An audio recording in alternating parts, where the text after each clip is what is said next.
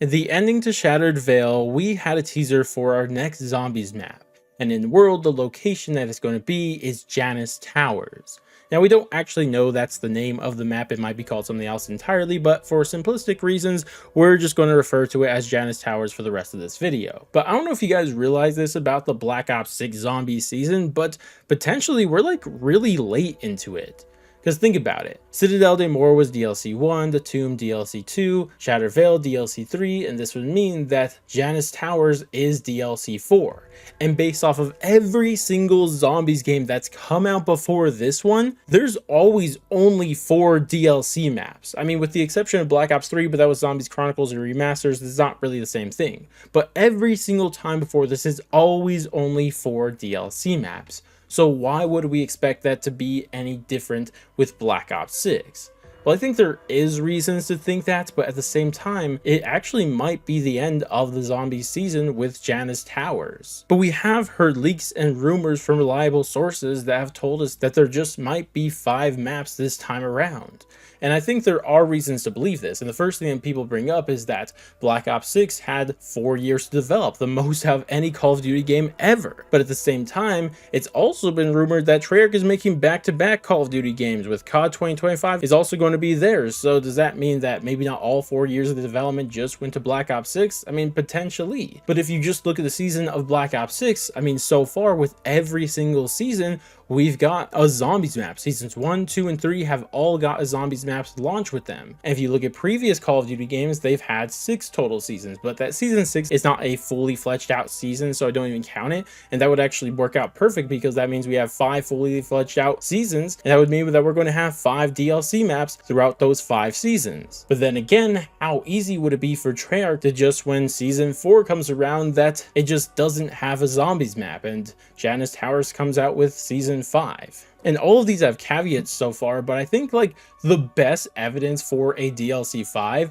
is just how early all of the other DLC maps have come out. Citadel came out insanely early, like people forget how early that is, but just for example, let's use our most recent one with Shattered Vale.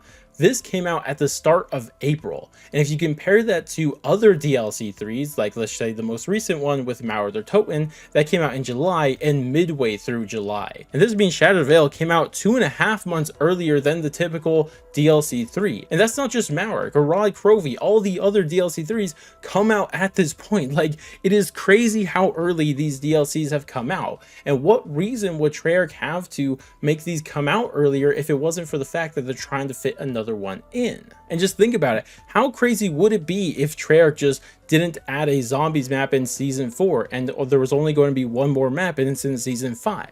This means that for the rest of the year, we're only getting one more major zombies update. We're barely in April, and the next COD game isn't coming out till at least midway through October, probably November. And this would mean that for the next 6 months, we're getting one zombies update. And personally, I just find that a little hard to believe. Like, would they really do that to us? I mean, maybe, but it just doesn't seem that way to me personally. But I also want to talk about this from another angle that I think is far more interesting, and this is the story angle. Does Janice Towers really feel like this is the final map, the climax of the Black Ops 6 Zombies story? Or does it feel like there should be something else after that? Well, to be completely honest with you guys, in some ways, yes. I mean, everything that they set up, the Sam AI from Terminus finally betrayed us in the Shattered Vale, and now with Janice Towers, we're going to confront her for her betrayal. And even Richtofen's now working with us, even though maybe he's not to be trusted and he could easily betray us and cause a whole other thing there too, but it seems like at least the major themes there are going to be met. Well, at least not for our characters, because I mean, our characters' goals that were set up in Terminus were to get revenge on Richtofen. They're not doing that anymore, and then bring back Samantha Maxis from the Dark Ether. That doesn't look like it's happening either. But in terms of what they set up with Sam AI, all of that seems like it's being resolved with this map. But then again, at the same time, I think there are 2 major things outside of Richtofen probably betraying us by the end of this all that could really make this feel like it might not be the final map in the story.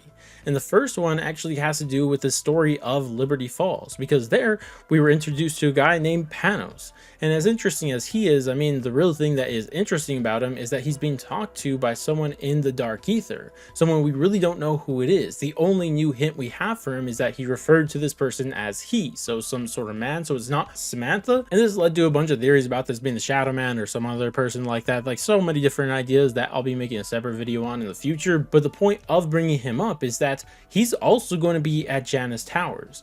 And what kind of chaos can he bring to all this? What is his factor that he's going to play to this? Because if we're there to stop the Samurai, what is Panos going to do while we're there? Is he going to mess up everything or maybe steal everything for himself under the orders of whoever's talking to him in the Dark Ether? I mean, that could definitely set up another map after that. But that's not even the most important one.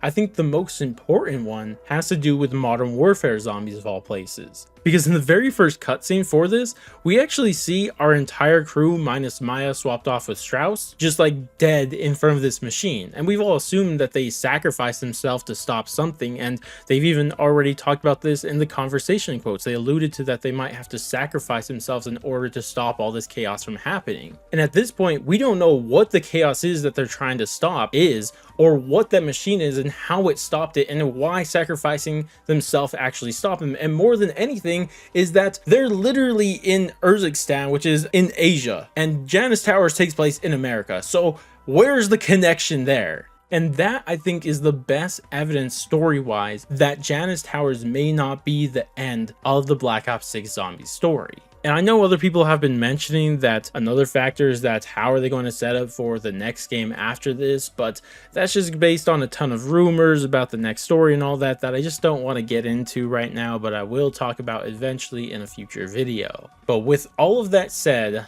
I'd love to hear what you guys think. Do you think we're going to be getting a DLC 5 this time around, or do you think that the story is all going to be wrapped up in Janus Towers? But my advice to you guys, expect that it gets wrapped up in Janus Towers, but hope that we get a DLC 5. Regardless though, if you guys did enjoy the video and found it entertaining, I'd appreciate if you guys dropped a like and subscribe. But with that said, I'm going to go and I'll catch you guys in the next one.